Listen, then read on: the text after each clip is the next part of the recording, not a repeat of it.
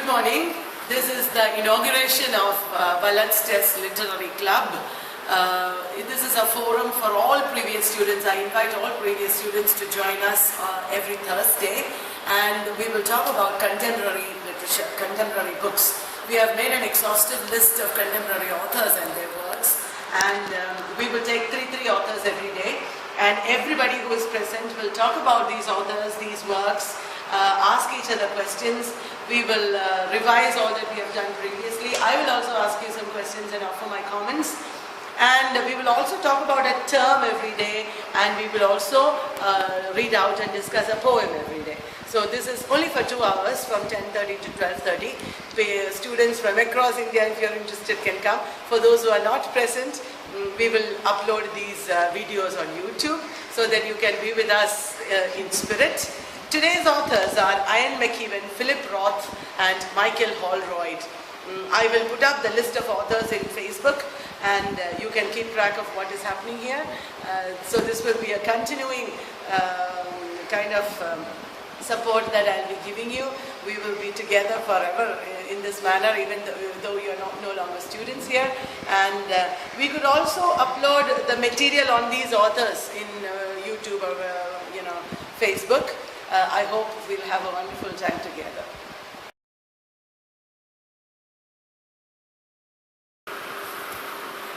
Nilesh, will you talk about Ian McEwan now? Yeah. Okay, here is Nilesh Prabhakar Gonde.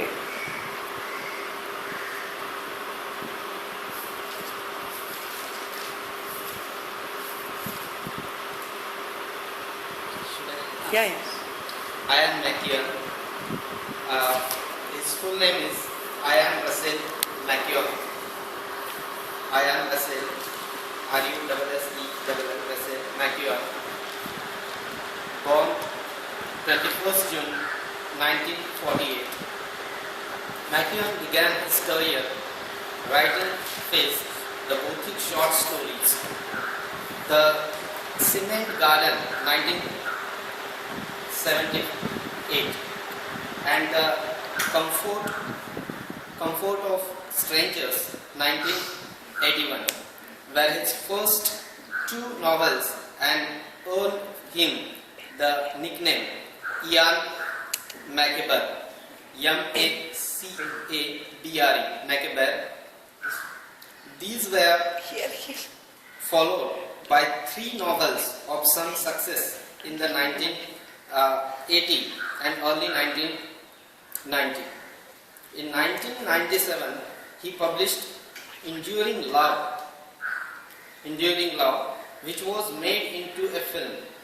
He won the Man Booker Prize with Amsterdam 1998. In 2001, he published Atonement, which was made into an Oscar-winning film. This was followed by Saturday 2005, on Chisel Beach 2007, Solar 2010, and Sweet Tooth 2012. In 2011, he was awarded the Jerusalem Prize. The 1998 novel by British writer Ian McEwan. It is a morality tale revolving around a newspaper. That summary is that Amsterdam is the story of a strange euthanasia pact. Euthanasia means mercy killing. The permission to die. Euthanasia pact between 2 friends, a composer and the newspaper editor, whose relationship spun into the disaster. The plot. The book begins with the funeral of Molly Len. Molly Len is the character whom both of them love. The guest of the funeral includes Foreign Secretary Julian Garmoni, newspaper editor, and Vernon Halliday, and eminent composer Clive Linley. These share a certain attribute. Each has a very high opinion of himself. Each was at some time Molly's lover. Molly's husband was George. Clive and Verona must, upon the Molly's death, it seems muse upon the Molly's death. It seems she had some kind of onset brain disease. But it is not specified what kind of disease is that. She has the mental disease, and due to that she died. That left her helpless and mad. Neither man can understand her attraction to Julian Garmoni, the right-wing foreign secretary who is about to challenge the leadership. Work on his symphony. He has been commissioned to write a spice for the forthcoming millennium, and much of the work is complete. All save the crucial signature. He resolved to go walking in the Lake District, as this tends to inspire him. Vernon is the newspaper editor of a newspaper editor whose leadership is diminishing. He is trying to change the content of the paper to be more sensationalist.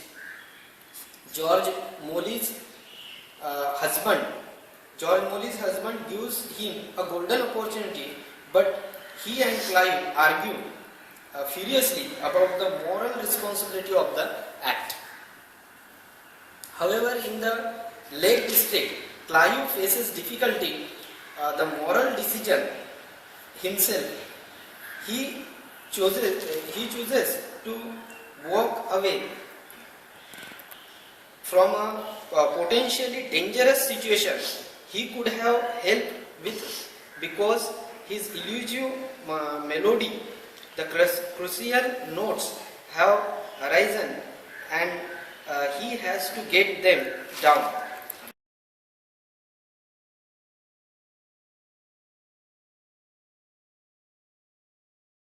Now, a lot of things happen in the novel that destroy these characters' careers and lives. Clive is a composer. He has reached the end of his career, and he wants to compose a magnificent piece based on Beethoven's 9th Symphony. And he has composed most of this piece, but one last bit is missing. He doesn't get the motivation to make this last piece, and he goes to Lake District in England, where our Wordsworth and Coleridge and everybody lived. He goes to Lake District, and he is seeking motivation there. At this time, he witnesses a woman and a man. At first, he doesn't think it is a rape. He thinks that it is a couple having a disagreement, but then he understands that a woman is attacked by a rapist. But he does not help that woman. That woman escapes from the rapist, and this man doesn't report this incident to the police. Clive simply walks away because he is suddenly motivated and he is able to compose. He forgets about it. He doesn't do anything about it. Later, Vernon, his friend, newspaper editor, reveals to him that this was a notorious rapist. He attacked another woman, and he blames Clive for not reporting this to the police. Now, what kind of friends are these? They are blaming each other and attacking each other. There is something very strange also between them. Both of them loved Molly Lane, and they were deeply affected by Molly Lane's death. they were scared to see how people can become alone and miserable in death. Because of this, they made a secret pact between each other. Clive, the composer, and Vernon, the newspaper editor, made a pact with each other. If at all they are diagnosed with a fatal disease, they will mercy kill each other. Euthanasia is mercy killing. They agree to mercy kill each other. If you are diagnosed with a disease, I will kill you. This is the pact. Now, Clive is very, he is affected by what he has done in Lake District. He destroyed, because of his indifference, one woman was raped and he is threatened by Vernon himself. Meanwhile, Vernon has been having some other problems. Vernon is a newspaper editor and he was approached by George, Molly's husband, with some photographs of that man, Julian Garmany, the foreign secretary. He is a cross-dresser, nobody knows it. And, he wants Vernon to publish these photographs of Julian Garmany and expose him and destroy his career. Vernon is debating whether to do it or not, and finally this becomes a very big public issue. Julian Garmany's wife herself gives a press conference saying that she knew it. She knew that her husband is a cross-dresser and she supports her husband. The public is now supporting Julian Garmany. Vernon's career is destroyed. Vernon, the newspaper editor's career is destroyed because Julian's wife supported Julian in his cross-dressing. Now Vernon's career is destroyed, Clive's career is also destroyed. And they decide that both of them are having terminal diseases. They don't have, but they agree with each other that you are having terminal disease, I am having terminal disease. So result will be mercy killing. Now suddenly one day you can't kill each other, police will catch you. So they travel to Amsterdam. What is different about Amsterdam? Amsterdam is a very liberal city. In Amsterdam, there is a liberal attitude towards prostitution, towards drug use, and towards even euthanasia. There, they get the help of a doctor who performs euthanasia for them. And they kill each other. In the last scene, you see George and Julian, the foreign secretary. Both George and Julian are waiting to receive their bodies. Both Clive and Vernon have died. So, Ian McEwan is a writer who writes a very disturbing kind of novels. In his novels, there is no peace. People are having a lot of trouble. People, encounter death and violence and rape and incest and extramarital affairs. So sexuality is here a metaphor. Violence is a metaphor. Death is a metaphor in the novels of Ian McEwan for the disturbed state of contemporary life.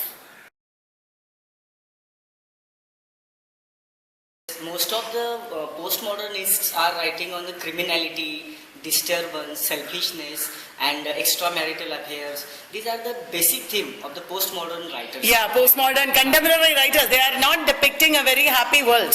They are depicting a world where relationships are broken down, families are broken down. Yes. There are no meanings, there are no values. Same things that we looked at in theory, we have illustrated in novels. There is no center.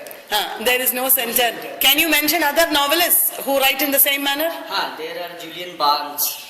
Julian Barnes, the man who wrote The Sense of an Ending. And many his novels are there, and plays are also. So in which he is writing about selfishness, sexuality, criminality. These are his basic subjects. Yeah. Julian Barnes are there. And your Another was Martin Amis. Martin Amis, Kingsley Amis's son Martin Amis, who wrote Money, London Fields. And the information. So he has also written a very disturbing kind of novel, as well as his themes did not to, means his theme, he has taken the theme from many historical perspectives, but those historical perspectives are not as real as it was. He has caricatured many things, many personalities, and he has given the satirical tone to the, what you can say, complication of contemporary life. So, Martin Amis is also one such kind Yeah, in drama we have Edward Bond, also depicting violence and, neurotic people. in his novels, particularly, he has written in a very difficult language, which is what we can say, which can be cracked by few scholars only. And many times his novels are selected for Booker Prize and Booker Prize, but due to some controversy. Shortlisted. Shortlisted. But due to some controversy because of the content which he has used in his novels, so he cannot be get success. Yeah. Any award. Another writer that I thought of with similar themes is Harold Pinter, again from drama. But Again. Harold Pinter gives a certain lesson or certain particular direction. Yeah. Such a situation or such a thing cannot be applied to the Martin Amis. Martin Amis is a totally confused and not confused, but He is disillusioned. He doesn't offer any positive. Yes. and immorality is there, prostitution is there, sexuality is there, warfare is there, bloodshed is there, plot is going sometimes forward, sometimes reverse. In their stories, twisting is there. Someone sees the dream and that someone is going to commit some action in what you can say, which is fatal for Yeah. himself or himself. Yeah. And ultimately, at the end of the novel, novelist shows that no, this was not real, but it was a dream. Such is the means for Which novel are you talking about? that novel is London Fields. London Fields. London Fields. So these are the very what you can say, Disturbing and... abnormality of contemporary life. That's right. Yeah, thank you, Mahendra. Graham Kiran, you were saying that Graham Swift is also a similar novelist. Graham Swift is also writing with same themes, criminality, end, and selfishness. See, his novel Shuttlecock, then Waterland, Last Order in 1996, it got Booker Prize. In this novel, there are characters Amy and Jack Dodds and Amy Dodds. And D.O.D.?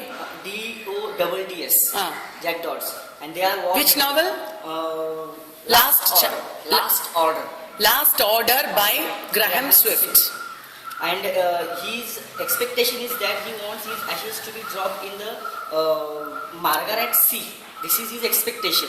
Means he is writing about the end, about the death. That is his Graham Swift. Means I just want to say that theme of the postmodernist has been remained same. Yeah. And, You are destroy right. And end. Yeah. And they are writing about the death. That is the theme. Just Yes. Graham Swift. Okay. Have some biscuits? We have taken, madam. Take. Santosh, over to you. Santosh Pachkurke. You speak, sir. Sir, whatever you that you speak. Just this is. I'm talking about Philip Roth. We are going to Philip Roth now. Oh, I see. Then I think we should stop and talk about atonement and Saturday also.